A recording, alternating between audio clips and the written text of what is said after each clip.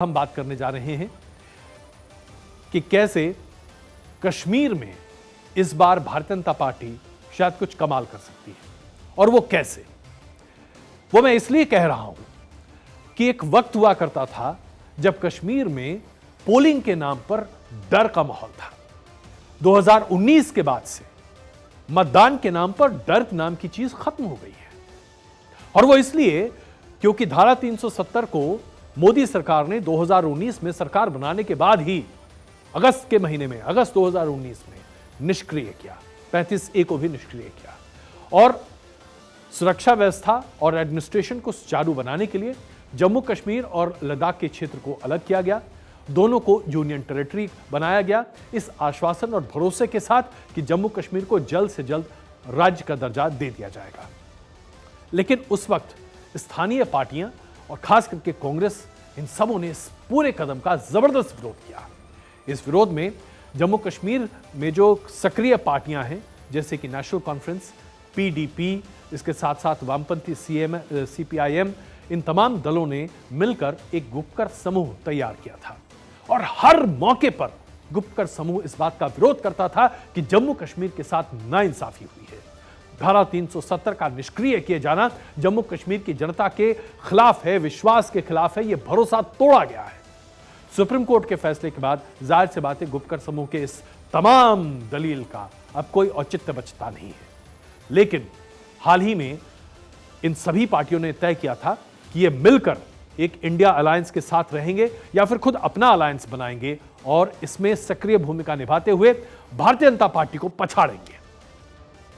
Alliance कहां है, यही सवाल आज जम्मू कश्मीर की जनता पूछ रही है, क्योंकि नेशनल कॉन्फ्रेंस और PDP, इन दोनों ने अब तय किया है कि ये मिलकर चुनाव नहीं लड़ेंगे। कश्मीर घाटी में 3 लोकसभा की सीटें हैं, जम्मू में 3 हैं।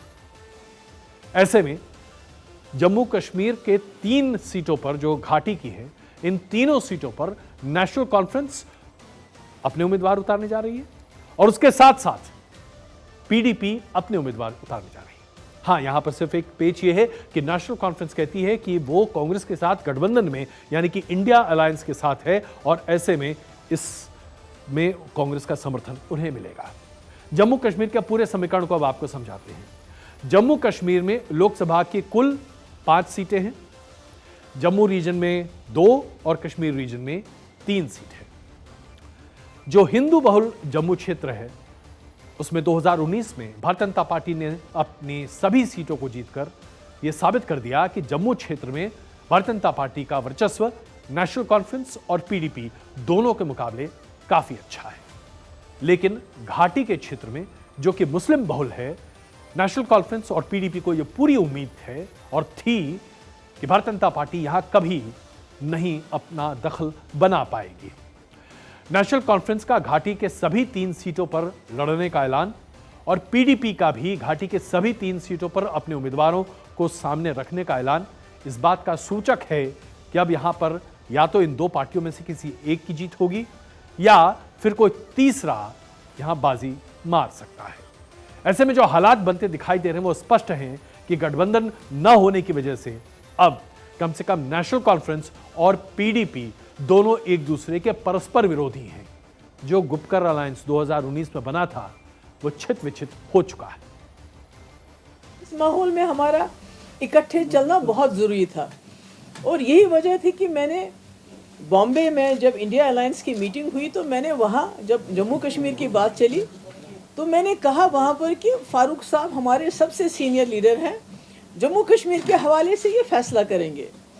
ये सोच के कि फारूक साहब बड़े हैं, ये जज जब कोई बनता है तो वो इंसाफ की बात करता है, तो मुझे उम्मीद थी कि वो पार्टी मफादात से ऊपर उठ के बात करेंगे।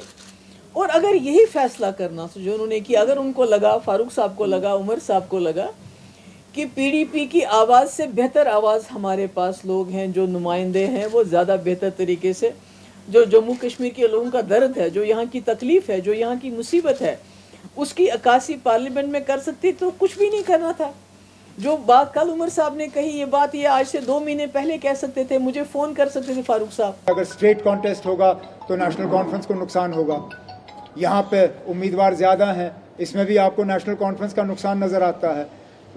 आप तय करिए ना, हमारा नुकसान किस चीज़ में है, स्टेट कॉन्टेस्ट में है या मल्टी कॉर्नर कॉन्टेस्ट में है, क्योंकि दोनों तो चल नहीं सकती। या तो इनके लड़ने से साउथ कश्मीर में हमें मुश्किल होगा, या तो फिर सजाद लोन का अकेला हमारे से मुकाबला करना है, उससे हमें परेशानी होगी। दोनों चीज़ें साथ साथ तो चल नहीं सकती। लेकिन जहाँ तक इलेक्शन में उम्मीदवार उतारना ना उतारना, ये पार्टी का अपना फैसला होता है, उन्होंने अपना फैसला ले लिया। तो जाहिर सी बात है, नेशनल कॉन्फ्रेंस और पीडीपी के बीच में कहीं कोई सहयोग नहीं है, और ऐसे में गुलाम नबी आज़ाद, जिनको परोक्ष तरीके से तो नहीं लेकिन अपरोक्ष तरीके से भारतीय जनता पार्टी का समर्थन मिला हुआ है, अनंतनाग सीट से अपनी उम्मीदवारी डिक्लेयर कर चुके हैं।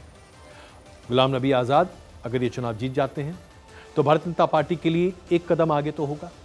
इसके साथ साथ ये भी बताया जा रहा है कि पहलगाम या ऐसे ही किसी सीट पर भारतीय जनता पार्टी अपना एक दमदार उम्मीदवार उतारने की तैयारी में है।